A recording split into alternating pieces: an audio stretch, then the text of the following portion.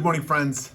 This is episode 58 of the Make Saints podcast. I'm Drew Downs, and this one is called Why Our Brains Are Broken and What to Do About It. It's an alternate title is what I have learned from a year of reading about why I can't focus and why people are acting so weird. This is not really a clickable title, but it's what I was thinking about.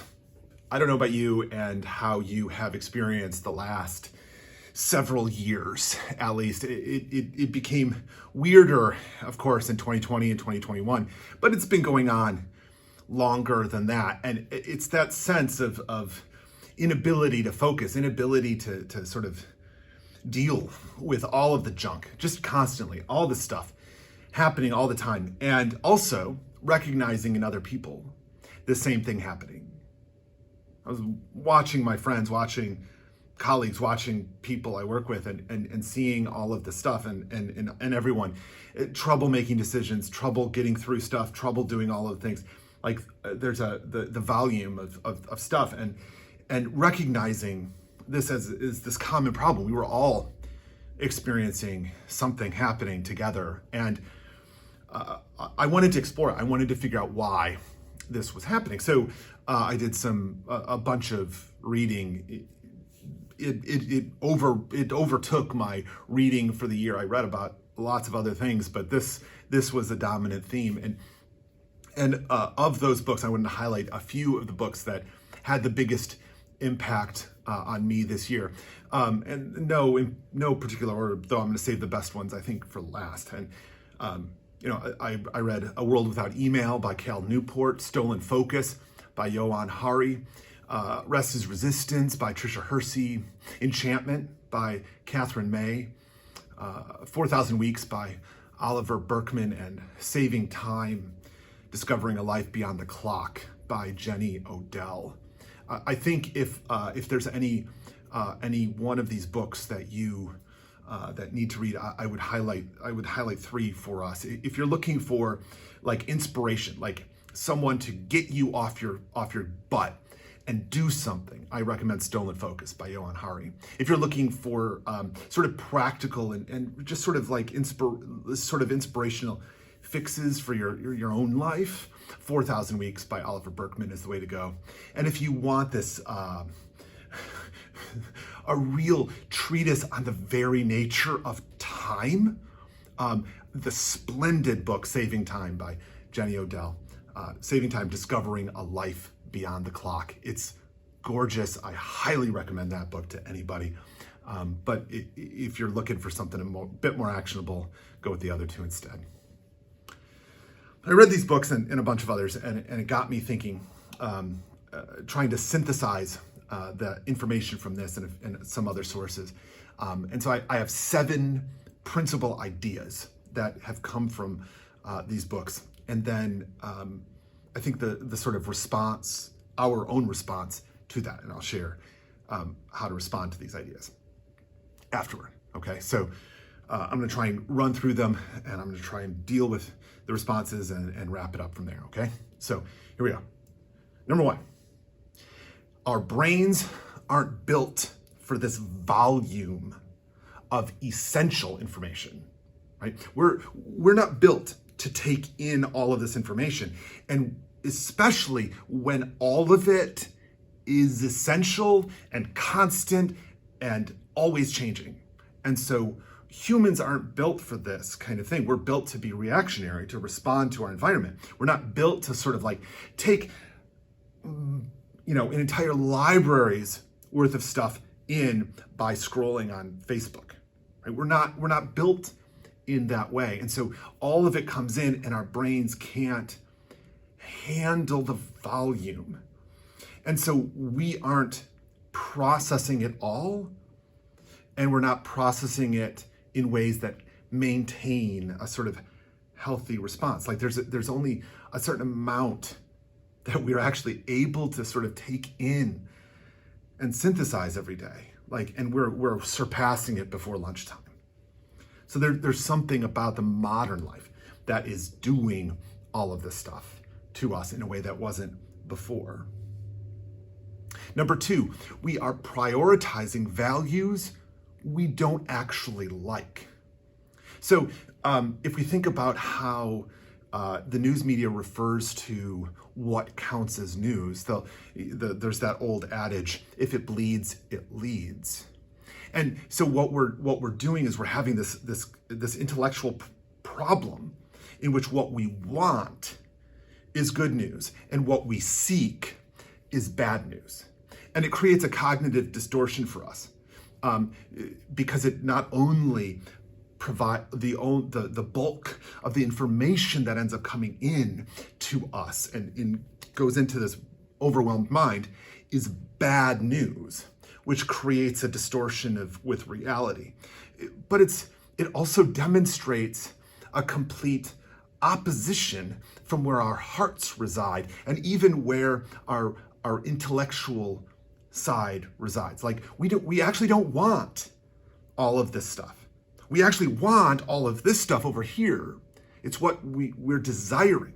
It's where our core values are, but our behaviors are over here. And unfortunately, the part of that is on purpose, which leads us to number three, in bleepification. I'm choosing to refer to it as in bleepification like they do on the media because I don't feel like making this an explicit podcast. Don't want that block E on it, but you can figure out what that means. And this comes from a series of interviews with Corey Doctorow did with On the Media this year, in which he refers to corporations or big groups, institutions, but it's really corporations that do this. And what they do is they get everybody, they make you feel really good and desiring of their product, what it is they offer. They make it super attractive. And then they drive out all of their opponents. They build a monopoly, and then they wall in that garden and make it impossible for you to leave. And then they make their product worse. And they make you, they test the limits of what you're willing to tolerate. Like companies like Amazon started with incredibly easy practices, incredibly, generous, like the sort of, to get you to want to use them. They were very generous about returns. And suddenly, 15 years later, the same, you've given all of your purchasing power to Amazon, and now they could be like tough noogies, and what you're gonna do, go somewhere else? Good luck with that, right? And this idea, it's not just degrading it because that's just what happens. It's degrading it on purpose because it is driving it, and this fits in that sort of same category because we're being pushed into having less desirable relationship to the world around us. It's making us feel worse participating in these places. So same thing, Amazon, Facebook, Twitter, obviously, right? This makes it less good and it makes you feel worse and it takes more advantage of you and your time. Number four, trusting that someone out there doesn't have a broken brain like you do, right? This is the waiting for Superman phenomenon. Like this is something that's happening to all of us. Like all of us have broken brains. And our response then is like, yeah, I can't fix it, but someone better fix it, right? And we just sort of look around and we wait and we twiddle our thumbs, expecting someone to fix this common problem, right? You can see the problem here. Number five, believing health is for our own time, right? Think of it as the spare time and not the company dime. This is an idea that you can somehow externalize being healthy. That has nothing to do with your life at work. That work gets to take all of the best of you, and everything else gets second. It's a really It's a really strange concept, but it's so dominant. But I think recognizing just when compared with numbers 3 and 4, right? This idea that they can make your life unhealthy and expect that unhealthiness to be what you just do. You just deal with it. As opposed to being able to be healthy in all things. Right? Number 6, right? This is just a matter of willpower. Right? This is the individualizing effect, that each individual just needs to figure this out for themselves, that you can just power through and come up with the best little life hacks to make your life livable and tolerable while everyone else is miserable, right? It's a really strange way of seeing the world and seeing the community, that we would think that all of it rests on me and not, say, the company that's making things worse for you. As if that, it's kind of like when a company is able to take all of this water out of our water systems and then throw a bunch of waste into our common water sources, and we're all supposed to just be like, what you gonna do, right? That's your individual problem, right? The common water source is your individual problem, right? Number 7, misunderstanding the very nature of time and life itself. One of this of course goes back hundreds of years. We've been making this mistake. Our ancestors were making this mistake long before any of us were alive.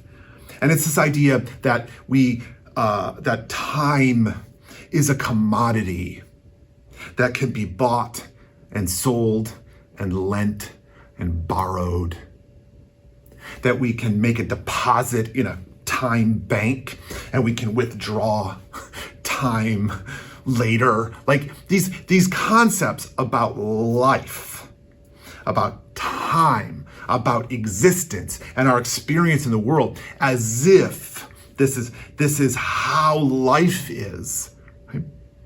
And it's so ingrained because all of our language around time is built around the concept of being able to spend it and give it away, as opposed to living it.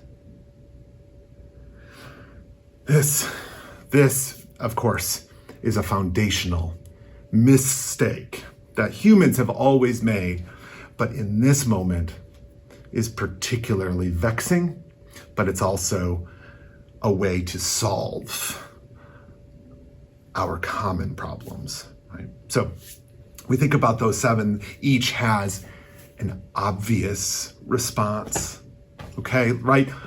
So number 1 about the volume, shut off the faucet, like turn it down. You don't have to read all of those newspapers. You don't need to read 12 different articles about why the Supreme Court is ruining the thing on the thing, right? Just stop. Just stop. Stop the flow and give yourself time to actually think. Right? It's the volume of it all, the speed of it all is too much. It's too much for us. Calm it down a little. 2, prioritizing stuff we don't like, reprioritize, right? And so this is a personal reprioritizing and is a common reprioritizing. Help each other reprioritize. Help each other do these things. Stop, so that can be stop sharing that junk on Facebook and start sharing the good stuff, right? Just shift your focus, shifting it from bad all the time and start moving in a different direction, right? Moving toward what we truly value, not reacting to what we don't. Amplification, that one involves our common working together. It isn't going to happen when one or two people start boycotting Amazon, right? That's not how this works. And part of the problem is that Amazon has created a monopoly, right? We actually need to be able to develop new systems. And so we have to work together to work on these things.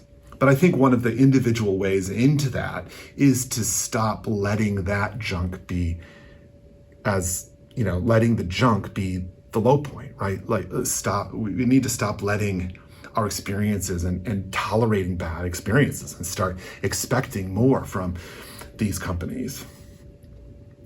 4, trusting, waiting for Superman.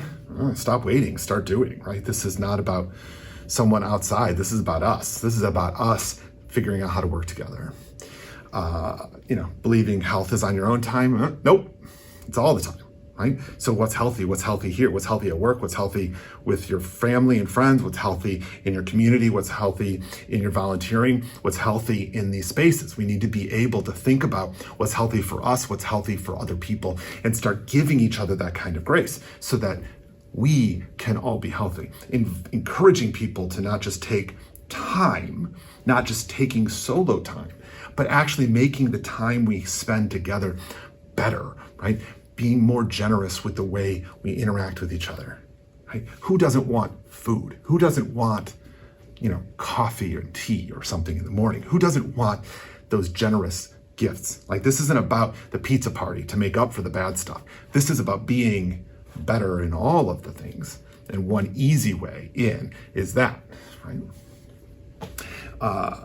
Number 6, individual willpower. Stop individualizing. Stop thinking it's about you. Stop thinking that trashing yourself and berating yourself for not getting it all done. Stop berating yourself for all of your broken brain. We all have broken brains. Stop. We need to start, helping each other heal these brains and make them better, right? Give each other some space. And the last one is just start living, right? Understanding that time is not a commodity. We live in the now. And all of this that we're doing, all this stuff that we care about, this is important. And make this life important.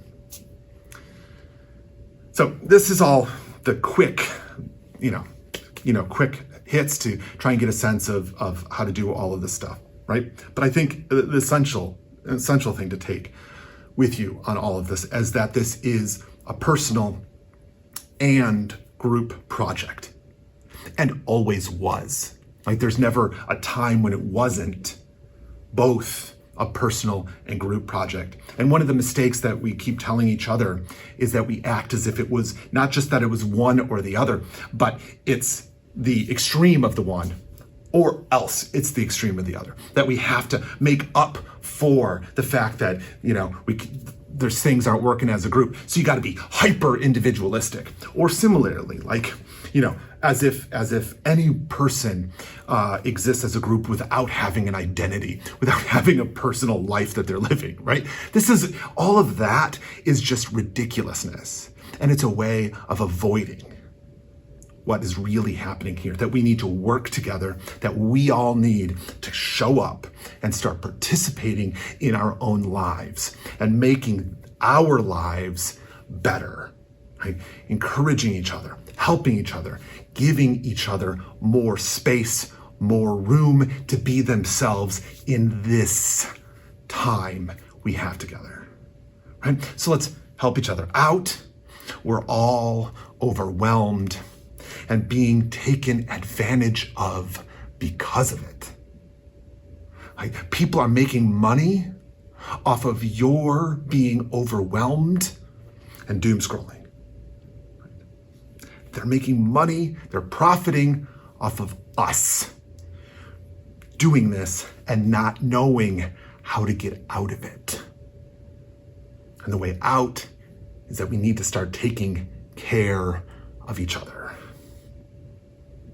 So let's reclaim our time together. Thanks for being here.